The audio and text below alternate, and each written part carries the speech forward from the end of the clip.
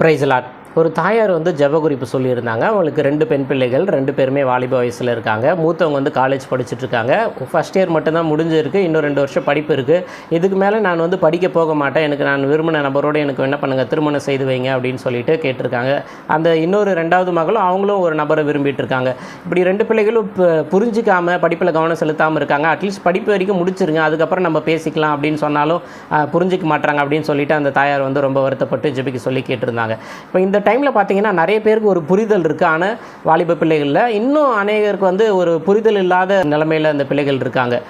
ஏற்கனவே அந்த கிராம பகுதியில் பார்த்திங்க அப்படின்னா 2-3 திருமணங்கள் ஒரு சாதாரணமான விஷயமாக இருக்கக்கூடிய அந்த பகுதியை சார்ந்த அந்த குடும்பம். அது ஏற்கனவே நிறைய பிள்ளைகள் வாழ்க்கையை தொலைச்சவங்க இருக்காங்க. இந்த மாதிரி சூழ்நிலையில் தான் அந்த தாயார் அந்த பிள்ளைகளுக்காக வருத்தப்பட்டு என்ன பண்ணுறாங்க, இப்படி ஜெபிக்க சொல்லி கேட்டிருந்தாங்க. நம்மளும் அவங்களுக்கான உபதேசங்களை சொல்லியிருக்கு, புத்திமதிகளை சொல்லியிருக்கு. படிப்பு முடியட்டும், கொஞ்சம் உங்களுக்கு ஏஜ் ஆகும்போது உங்களுக்கே அதுக்கான மெச்சூரிட்டி வந்துடும், நம்ம அதுக்கப்புறம் நீங்களே சரியான ஒரு முடிவெடுக்கிற நிலைமைக்கு நீங்கள் வந்துடுவீங்க அப்படின்னு சொல்லிட்டு அவங்களுக்காக ஜெபிச்சு காரியங்களை விளக்கி சொல்லியிருக்கு.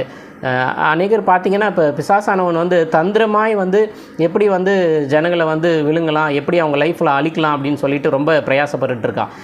நிறைய பிள்ளைகள் என்னுடைய வாழை பிரயாத்தில் ரொம்ப தேவனுக்கு பிரியமாக இருப்பாங்க. ஆனால் ஒரே ஒரு தப்பான ஒரு லைஃப் பார்ட்னரை சூஸ் பண்ணுறது மூலமாக அவங்களுடைய டோட்டல் லைஃப்மே ப்ராப்ளத்துக்குள்ளே இருக்கிற அந்த சூழ்நிலை உருவாகிடுது.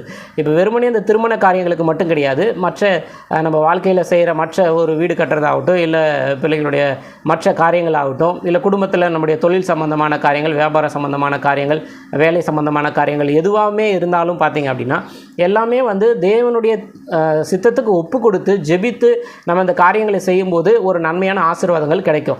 சிலருக்கு 2 மாதத்துலேயே திருமண காரியங்கள் வாய்க்கப்படலாம், சிலருக்கு 2 வருஷங்கள் ஆகலாம். எல்லாருக்குமே 2 வருஷம் ஆக போகிறதில்ல, எல்லாருக்குமே 2 மாதத்தில் முடிய போகிறதும் இல்லை. ஸோ ஒவ்வொருத்தருக்கும் ஏற்ற நேரங்களை தேவன் வைத்திருப்பார். அந்த ஏற்ற சமயங்களுக்காக நம்முடைய தேவனுடைய சமூகத்தில் வெயிட் பண்ணி காத்திருந்து ஜெபிக்கும் போது நிச்சயம் நம்மளுக்கு ஒரு நல்ல ஆசீர்வாதங்கள் கிடைக்கும். எனக்கு தெரிஞ்ச அநேகருக்கு நான் நீங்கள் அந்த திருமண காரியங்களை குறித்து கேட்கும்போது உங்களுக்கு சொல்லுவேன், நீங்கள் கொஞ்சம் ஃபாஸ்டிங் இருந்து என்ன பண்ணுங்கள், ஜோமன் தேவனுடைய சமூகத்தில் ஒப்பு கொடுங்க, வெயிட் பண்ணுங்கள், அவசரப்படாதீங்க அப்படின்ற காரியங்களை தான் குறித்து அநேகருக்கு சொல்லியிருக்கேன். கர்த்தர் உங்களை ஆசீர்வதிப்பாராக.